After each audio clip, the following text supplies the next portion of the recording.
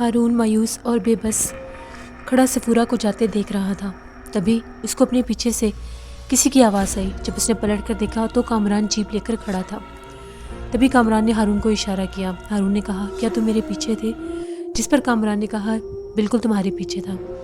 میں نے نوکری اسی لیے چھوڑی ہے کہ تمہارا ساتھ نبھا سکوں۔ اب ایسے تو ممکن نہیں ہے کہ تمہیں اکیلا چھوڑ کر میں وہاں پر بیٹھا رہتا۔ چلو آؤ کہیں چل کر چائے پیتے ہیں، مجھے ساری بات بتاؤ، آخر کیا ہوا؟ تبھی ہارون نے کامران کو ساری بات بتا دی کہ وہاں پر افشاں اور اشر کا کوئی پتہ نہیں چلا۔ ابھی وہ لوگ باتیں ہی کر رہے تھے، ہارون کی نظر سامنے پڑی تو وہ ایک دم چونکا اور کامران کو کہنے لگا، وہ دیکھو، غور سے دیکھو۔ جب وہ لوگوں نے غور سے دیکھا تو سامنے بہت بڑے شاپنگ مال سے انہوں نے ایک لڑکی کو باہر آتے دیکھا۔ وہ کوئی اور نہیں بلکہ چندر بدن تھی۔ چندر بدن، یہ تو وہی ہے، یہ وہی بدرو ہے جو مجھے سہائے پور میں نظر آتی تھی، لیکن یہ یہاں پر کیا کر رہی ہے؟ مجھے تو گجراج نے کہا تھا کہ اس کو خاقان اٹھا کر لے گیا ہے، پھر یہ یہاں پر کیا کر رہی ہے؟ چلو اس کے پیچھے چلتے ہیں۔ وہ تیزی سے بھاگے، اتنے میں چندر بدن ایک وائٹ کار میں بیٹھ کر کار ڈرائیو کرنے لگی۔ تبھی کامران اور ہارون بھاگتے ہوئے جیپ کے پاس آئے، جیپ سٹارٹ کی اور اس کا پیچھا کرنے لگے۔ اس نے 1 سے 2 بار ڈرائیونگ سیٹ سے سر پیچھے نکال کر ان لوگوں کی طرف دیکھا اور مسکرانے لگ گئی۔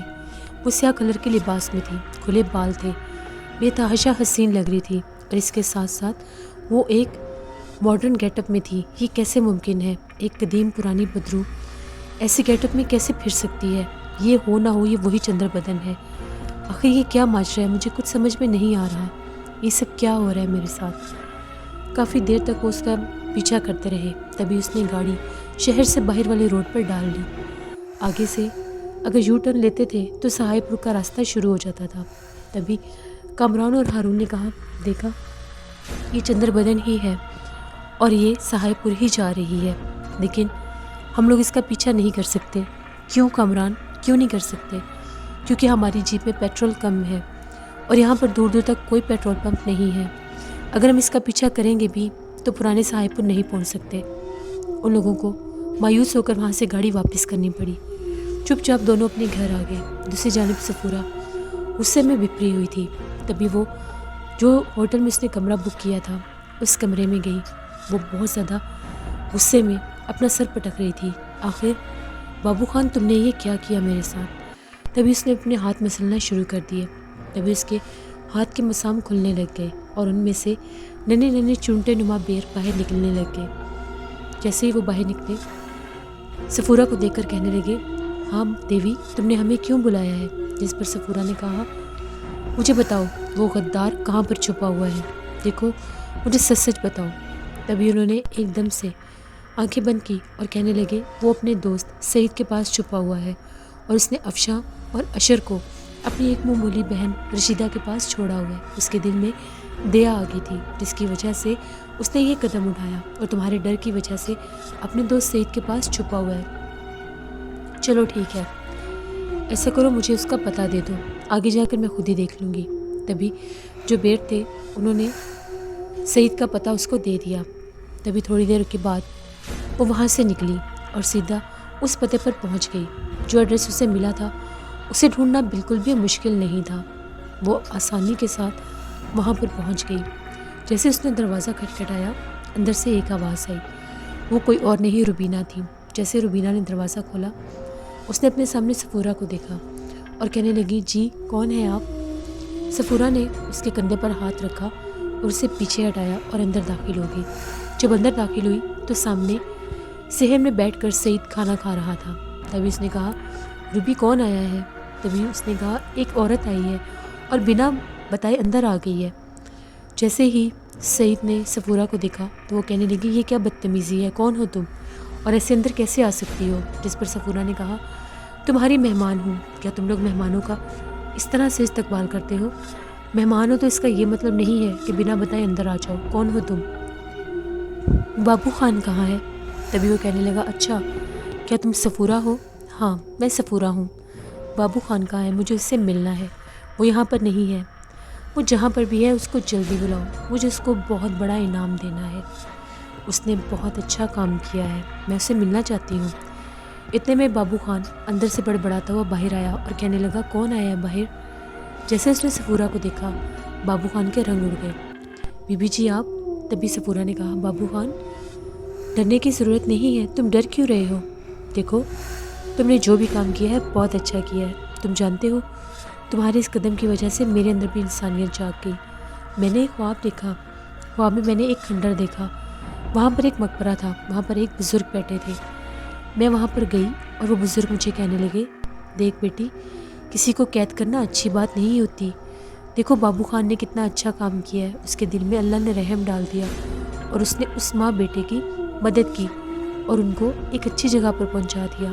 तुम जाओ और उसे जाकर माफ़ कर दो। मैं तुम्हें माफ़ करने आई हूँ। तुमने जो काम किया है बहुत अच्छा किया है, मैं तुमसे बिल्कुल भी नाराज़ नहीं हूँ। तभी बाबू खान ने कहा, आप सच कह रही हैं बीबी जी? हाँ, मैं बिल्कुल तुम्हें सच कह रही हूँ, यकीन मानो मेरा।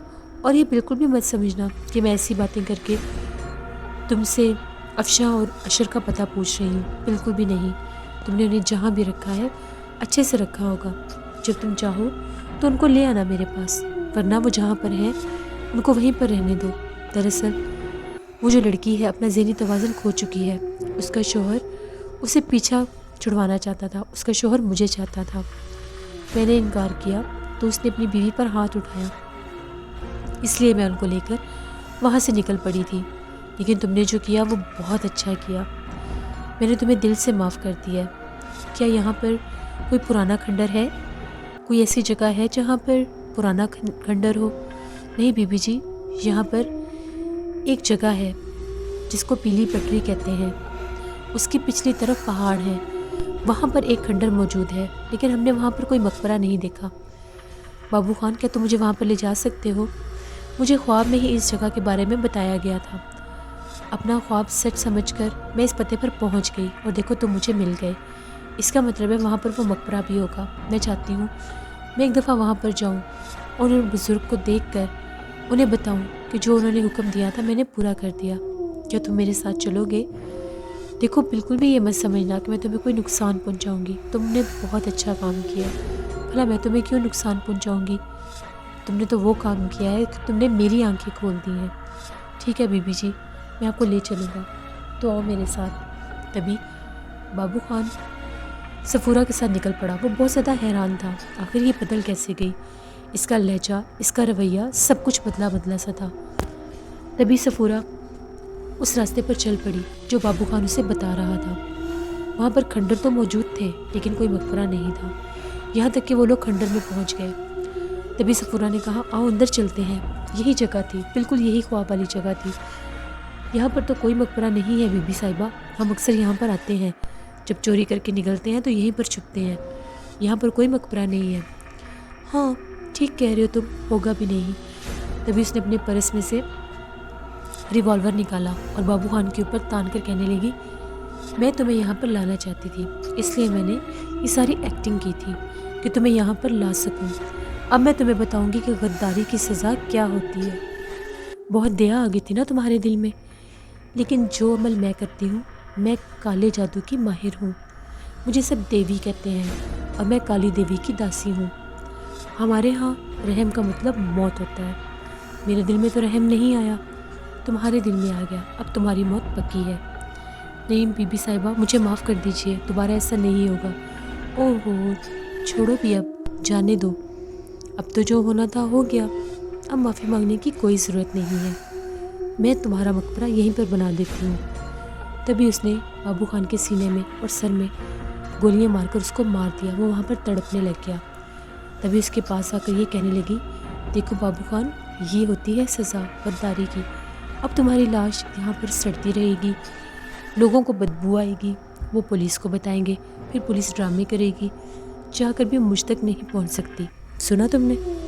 बाबू खान को मारने के बाद वो चुपचाप वहाँ से निकली और अपने होटल की तरफ आने लगी। रास्ते में उसे अपनी गाड़ी के पीछे से आवाज़ आई, कहाँ जा रही हो?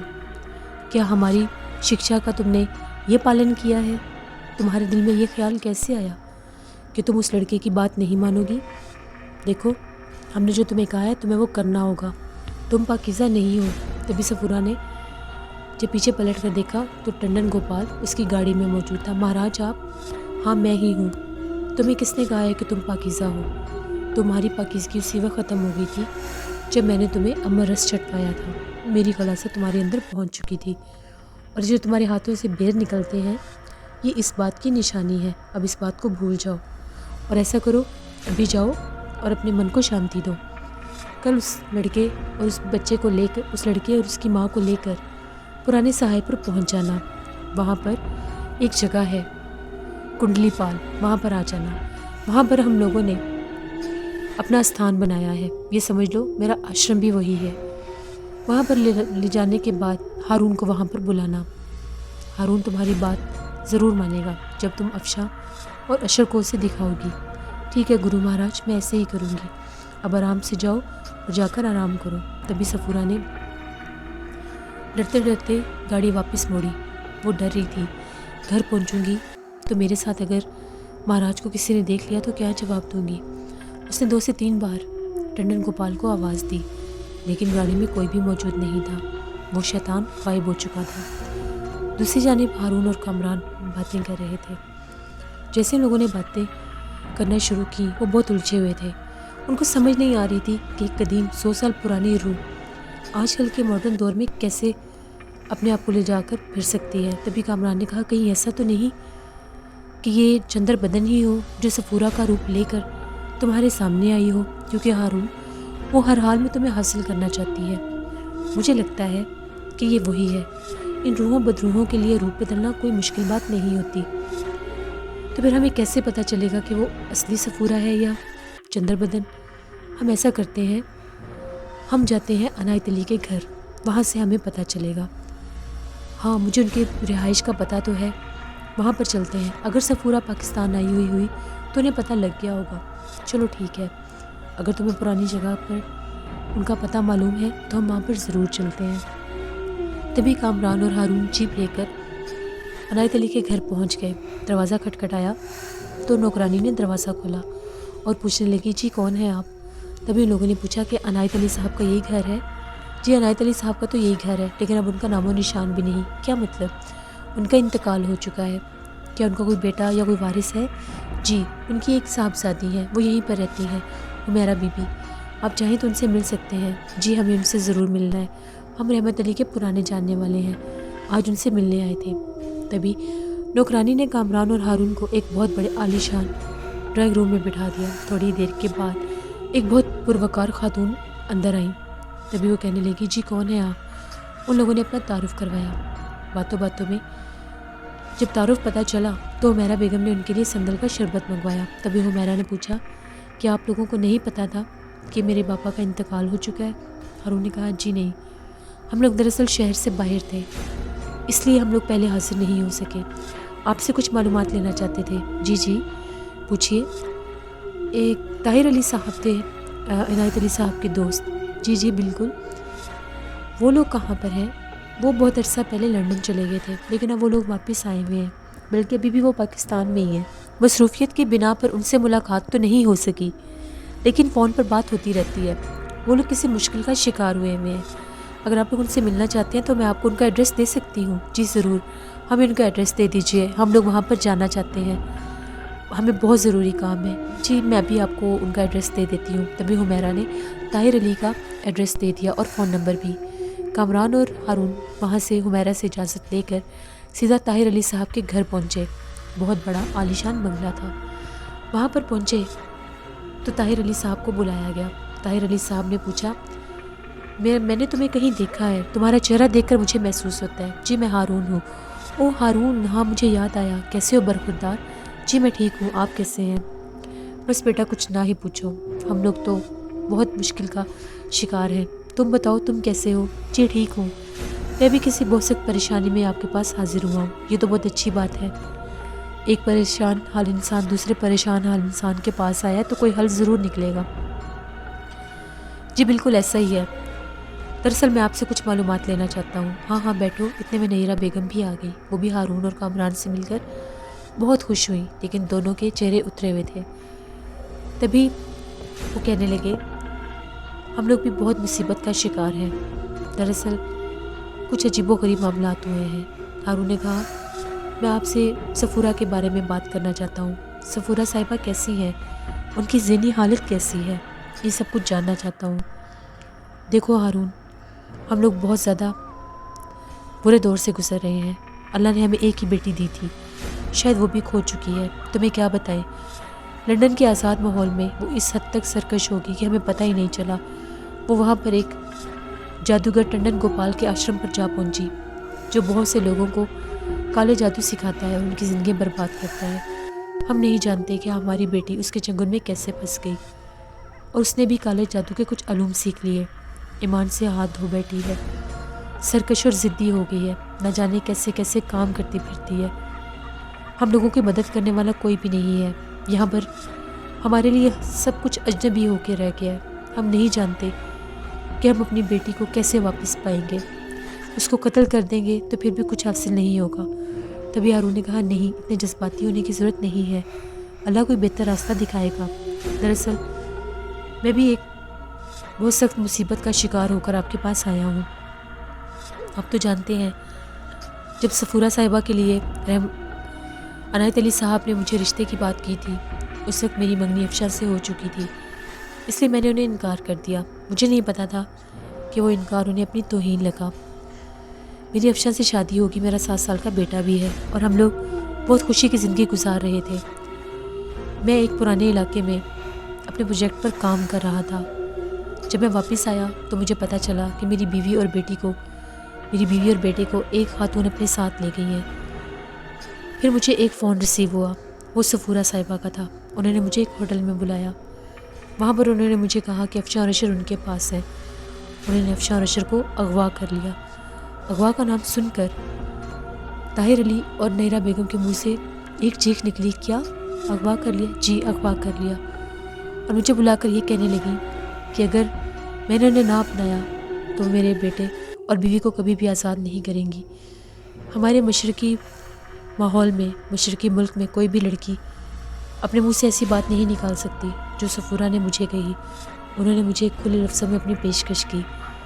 میں نے ڈرتے ڈرتے وعدہ کر لیا، کیونکہ میں ہر حال میں اپنی بیوی اور بیٹے تک پہنچنا چاہتا تھا۔ میں ان سے بہت محبت کرتا ہوں، میرے پاس ان کے علاوہ اور کچھ بھی نہیں ہے۔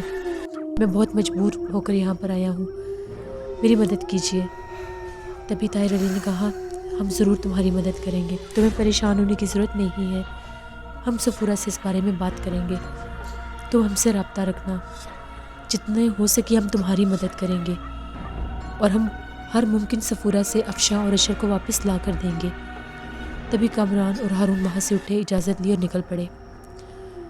بھی وہ دونوں آپس میں باتیں کر ہی رہے تھے، باہر گاڑی کا ہارن ہوا۔ کھڑکی میں ان لوگوں نے دیکھا تو صفورہ گاڑی سے اتر رہی تھی۔ انتہائی خوبصورت لڑکی تھی، لیکن کس طرح اپنی زندگی برباد کر بیٹھی تھی۔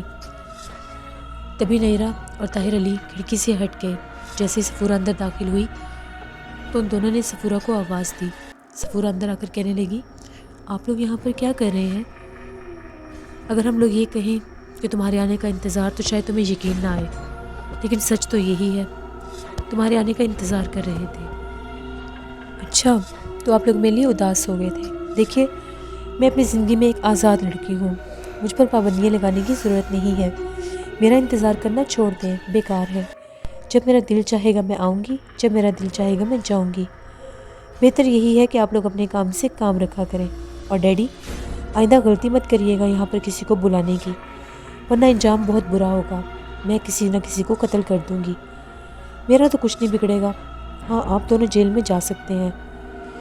تبھی طاہر علی اور نیرا نے کہا، لعنت ہو تم پر، اپنے ماں باپ کے لیے تم ایسے لفظ بول رہی ہو۔ ایسا کرو، چھری اٹھاؤ اور ہماری گردنیں کاٹ دو، ویسے بھی تم نے ہمیں کہیں منہ دکھانے کے قابل نہیں چھوڑا۔ اللہ نے ہمیں سزا دی ہے تمہاری شکل میں، یہ سزا تو ہم نے بھگتنی ہی ہے۔ البتہ جو کچھ تم کرتی پھرتی ہو اس کا انجام بہت برا ہے۔ کیا مطلب؟ کیا کرتی پھرتی ہوں میں؟ ایمان تمہارا ختم ہو گیا، غلیظ راستوں پر تم چل پڑی، اس کے بعد بھی تمہارے دل کو سکون نہیں ملا، اور تم نے ایک معصوم انسان کی زندگی برباد کرنے کے بارے میں سوچا۔ پہیلیاں مت بجھوائیں، جو بات کرنی ہے سچ مچ میں وہ کریں۔ افشاں کون ہے؟ تبھی صفورہ کے رنگ اڑ گئے۔ کیا مطلب؟ آپ کیسے جانتی ہیں؟ ہمیں بتاؤ، افشاں اور اشر کون ہیں؟ وہ ہارون کی مسز اور اس کا بیٹا ہے، تم نے انہیں اغوا کیا، آپ لوگ کیسے جانتے ہیں؟ جلدی سے بتائیں مجھے ممی، جھوٹ مت بولیے گا۔ کیا ہارون یہاں پر آیا تھا؟ ہاں آیا تھا، وہ ایک اچھا انسان ہے، وہ پولیس کے پاس بھی جا سکتا تھا، لیکن وہ ہمارے پاس آیا، ہم سے مدد طلب کر رہا تھا۔ تمہیں ذرا بھی شرم نہیں آئی؟ اپنا آپ اس کو پیش کرتی رہی، تم ڈوب کے مر کیوں نہیں گئی؟ کیا تم اس حد تک غلیظ ہو چکی ہو؟